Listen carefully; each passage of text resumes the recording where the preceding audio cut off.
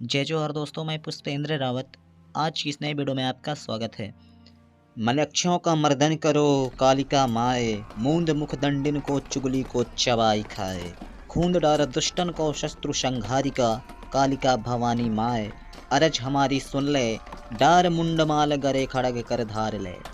काल से आंख मिलाते हुए वीर गति का वर्णन करने वाले, मृत्यु की दहलीज लांघते हुए रंच मात्र भी विचलित नहीं होने वाले, अपने अंतिम क्षणों में भी मां काली से दमनकारी ब्रिटिश आक्रांताओं और राष्ट्रद्रोहियों का नाश और मातृभूमि की स्वतंत्रता की प्रार्थना करने वाले ये शूरवीर पिता पुत्र हैं, शंकर शाह और कुंवर रघुनाथ शाह।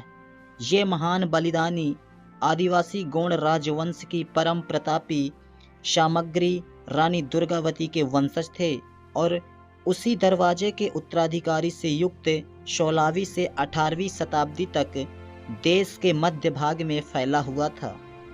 गढ़ा मंडला के अंग्रेजों के अधीन होने के बाद राजा शंकर शाह के पास मात्र पूर्वा और कुछ गांव की जागीरदारी बची थी, मगर गढ़ा मंडला और जबलपुर की जनता में उन्हें वही मान सम्मान प्राप्त था जो उनके पूर्वजों को था।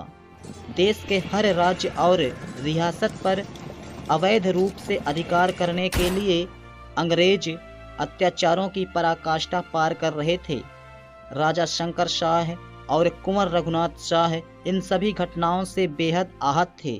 मातृभूमि के वैभव को मलिन करने वाले इन विदेशियों की आक्रांताओं की परतंत्रता शंकर शाह और कुंवर रघुनाथ शाह को किसी भी प्रकार स्वीकार नहीं थी।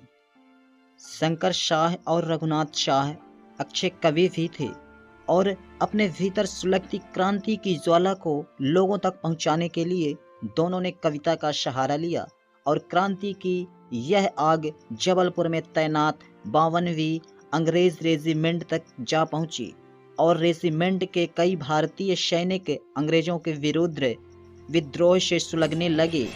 यह 1857 की क्रांति का काल था, जब देश के अधिकांश भागों में अंग्रेजी शासन के विरुद्ध विद्रोह पनप रहा था। मध्य भारत में राजा शंकर शाह इस क्रांति की अगुवाई कर रहे थे। उन्होंने पूर्वा के आसपास के जमींदारों और राजाओं की सभा बुलाई, जिसमें रानी आवंतीबाई और 52वीं अंग्रेजी रेजिमेंट के कुछ विद्रोही सैनिक भी शामिल हुए। इस क्रांति को आगे बढ़ाते हुए 70 वर्षीय राजा शंकर शाह ने अपने 40 वर्षीय पुत्र और इन सभी आंदोलनकारियों की सहायता से छावनी पर आक्रमण करने की योजना बनाई, जिसके तहत सशस्त्र संघर्ष कर अंग्रेजों का शासन समाप्त करना था। किंतु छावनी पर आक्रमण के पास कुछ ही दिन पहले अंग्रेजों को इसकी भनक लग गई थी और अंग्रेजी डिप्टी कमिश्नर ने एक गुप्तचर को फकीर के वेश में गढ़ा पूर्वा भेजा। छावनी पर आक्रमण की पूरी योजना का पता चलते ही अंग्रेज सिहर उठे और 14 सितंबर 1857 की रात्रि को उन्होंने भारी दलबल के साथ शंकर शाह की हवेली पर धावा बोल दिया और राजा शंकर शाह और कुंवर रघुनाथ शाह को गिरफ्तार कर घर की तलाशी ली, जिसमें राजा की लिखी कविता हाथ लगी। इसी तरह की कविता कुंवर रघुनाथ शाह की हस्तलिपि में भी मिली। कहते हैं इन कविताओं का अर्थ जानकर अंग्रेज अंदर तक हिल गए। इन्हीं कविताओं को आधार बनाकर दोनों क्रांतिकारियों पर देशद्रोह का मुकदमा चला। तोप से उड़ाकर मृत्युदंड की सजा सुनाई। 18 सितंबर 1857 को जबलपुर एजेंसी हाउस के सामने मृत्युदंड परेड हुई। इन महान बलिदानियों के अंतिम दर्शनों के लिए आक्रोश से भरा विशाल जनसमूह उमड़ने लगा।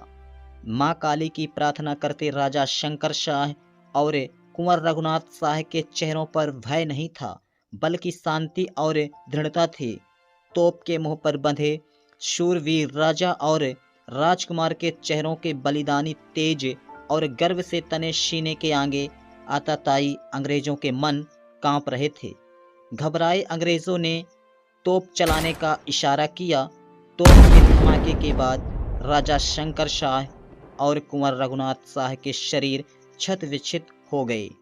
राजा शंकर शाह की पत्नी रानी फूल कुंवरबाई ने दोनों के छत विक्षित अंगों को एकत्र कर अंतिम संस्कार करवाया और अंग्रेजी शासकों से प्रतिशोध लेने का प्रण किया।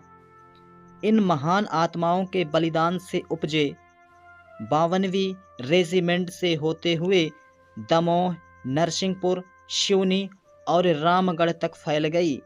जगह जगह अंग्रेजों के खिलाफ सशस्त्र क्रांति फैलने लगी। मध्य प्रदेश के जबलपुर में जहां क्रांतिकारी वीर राजा शंकर शाह और उनके बेटे कुंवर रघुनाथ शाह शहीद हुए थे, वहां उनकी प्रतिमाओं के इस स्मारक के आगे अपने आप सिर झुक जाता है और हृदय से स्वतः ये आवाज़ आती है, धन्य है यह भारत भूमि जहां ऐसे वीरों ने जन्म लिया। ऐसे महान वीर सपूतों को कोटि कोटि नमन जोहार।